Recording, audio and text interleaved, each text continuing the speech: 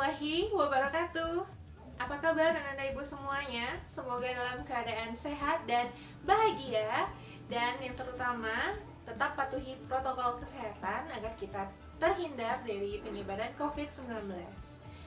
Baik anak-anak semua, sebelumnya di bahan ajar yang telah ibu berikan, kita telah membahas mengenai suhu, kalor, dan pemuaian. Pada kesempatan kali ini, ibu akan menjelaskan mengenai perpindahan kalor. Sebelumnya, anak-anak ibu pasti sudah mengetahui jenis-jenis perpindahan kalor itu.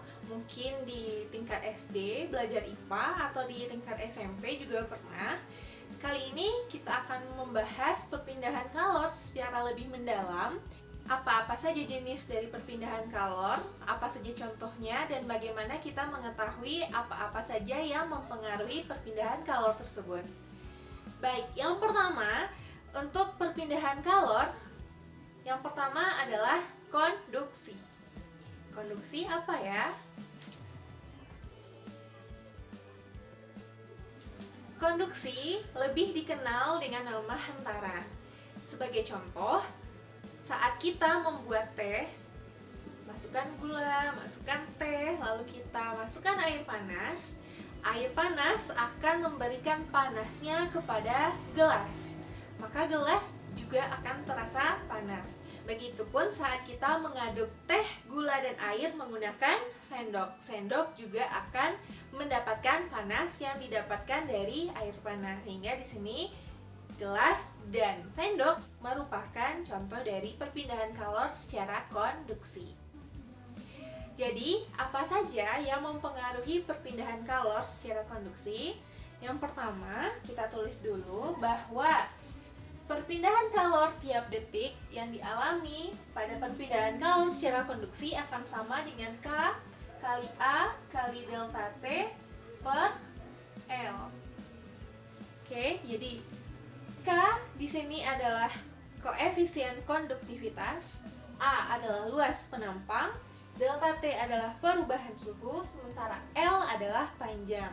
K di sini adalah koefisien konduktivitas termal. Setiap benda padat memiliki koefisien yang berbeda-beda.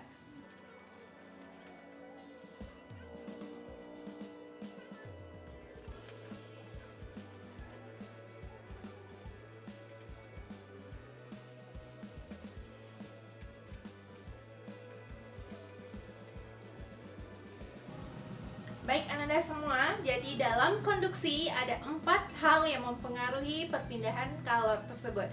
K, koefisien konduktivitas, A, luas, delta T, perubahan suhu, dan yang keempat adalah panjang. Perpindahan kalor yang selanjutnya adalah konveksi. Oke, apa itu konveksi? Konveksi bisa juga dikenal sebagai aliran. Kenapa namanya aliran? Karena perpindahan kalor secara konveksi ini terjadi pada air atau zat cair. Apa-apa saja yang mempengaruhi perpindahan kalor secara konveksi? Itu ada 3. Yang pertama, kita tulis dulu, perpindahan kalor tiap detik pada konveksi akan sama dengan H kali A kali delta T. H, apa itu H? H adalah koefisien konveksi. Sementara A, luas penampang, dan delta T adalah perubahan suhu. Bedanya dengan yang konduksi tadi, konduksi memiliki panjang, sementara untuk zat cair kita tidak bisa mengukur panjangnya.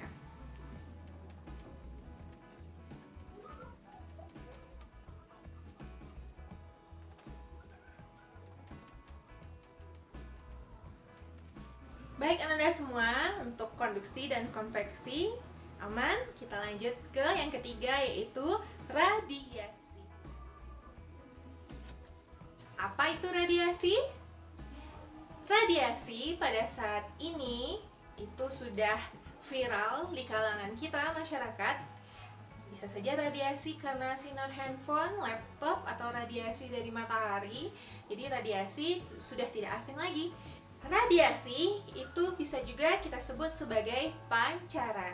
Jadi saat kita berada di bawah matahari yang terik, kita mendapatkan panas yang berasal dari matahari. Begitupun saat kita berada di depan handphone atau tablet, kita mendapatkan radiasi dari layar monitor tersebut. Besar radiasi dipengaruhi oleh 4 macam, yaitu yang pertama, kita tulis dulu kalor per detik. E ini adalah emitivitas.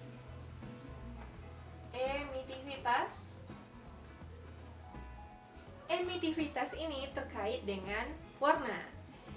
Coba bayangkan ada 3 orang berada di pantai menggunakan baju yang berbeda-beda. Ada yang memakai baju putih, merah, dan hitam. Nah, menurutmu siapakah yang mendapatkan panas lebih besar? Ya, yang merasakan panas lebih besar adalah yang memiliki warna paling gelap. Warna yang lebih gelap mendapatkan nilai emitivitas yang lebih tinggi dibandingkan warna yang lainnya. Sehingga semakin gelap menggunakan baju, maka akan semakin besar baju menyerap panas. Jadi dari ketiga anak tersebut, yang menggunakan baju hitam akan merasakan panas lebih tinggi, lalu yang merah, dan yang terakhir yang menggunakan baju warna putih. Yang kedua, yang mempengaruhi besar radiasi adalah luas penampang. Yang ketiga adalah konstanta Boltzmann, dan yang keempat adalah suhu pangkat 4.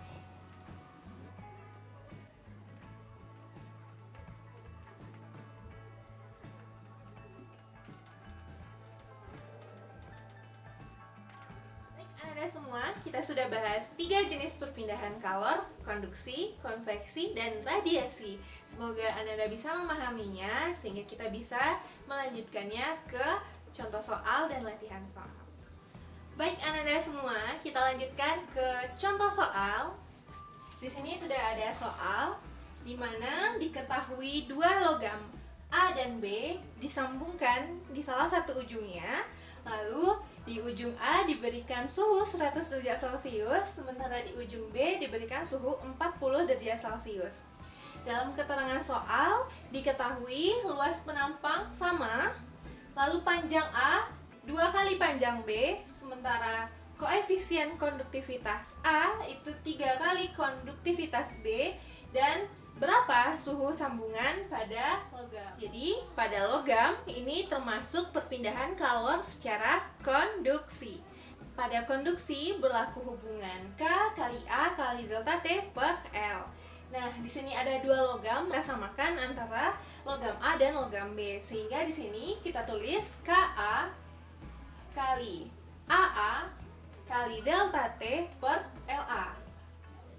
Ini untuk logam A sama dengan KB kali AB kali delta T per LB. Dari persamaan ini kita lihat yang sama adalah luas penampang, maka luas penampang kita coret. Lalu kita substitusikan berapa nilai K dan L-nya. Ka besarnya 3 kali KB. 3 KB kali delta T per LA. Panjang A 2 kali panjang B. Berarti LA 2 LB. Sama dengan KB kali delta T per LB. Masing-masing luas bisa kita coret KB dan LB. Nah, sementara untuk delta T kita lihat soal. Di sini 100 derajat dan di sini 40 derajat.